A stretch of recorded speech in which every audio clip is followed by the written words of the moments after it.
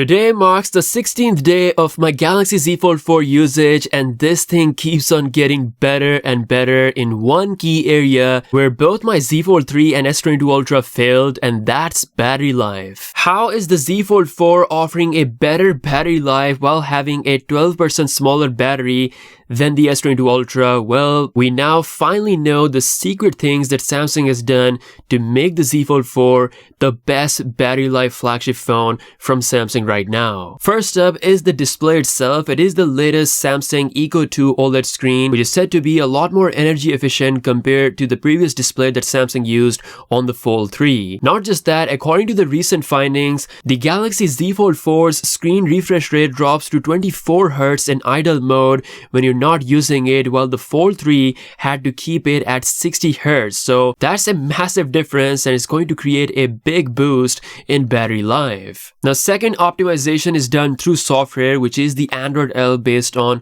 One UI 4.1.1.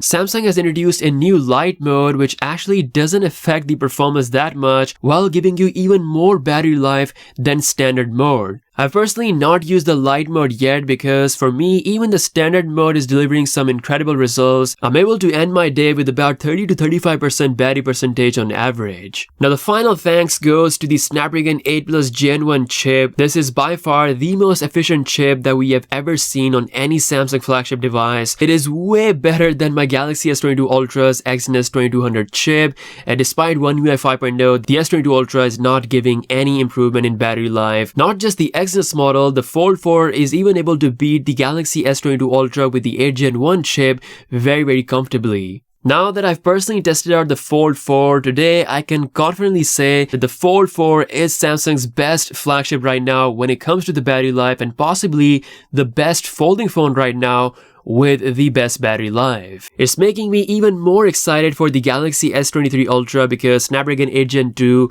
and One UI 5.1, we can expect even bigger results. So let me know what you think about this in the comment section below. Now, taking a look at some of the latest news, we finally have an update on Samsung x AMD. Samsung has recently said that they will continue to make GPUs with AMD for future Exynos chips. Now, as we already know that Samsung will be using Qualcomm chips worldwide for their flagship, so this GPU could likely end up in mid-range Exynos chips that Samsung could use for their Galaxy A series in 2023. Honestly, I think Samsung should not even use Exynos for their mid-rangers because Qualcomm with their Snapdragon 7 Gen 1 and even with the latest 6 Gen 1 chips, they're doing quite a lot better, and they're gonna bring even better performance to Samsung phones if Samsung just completely use those for their mid-range devices. So that's it for this video. Make sure you subscribe to the channel if you're new here. With that being said, I'll see you later. Peace out.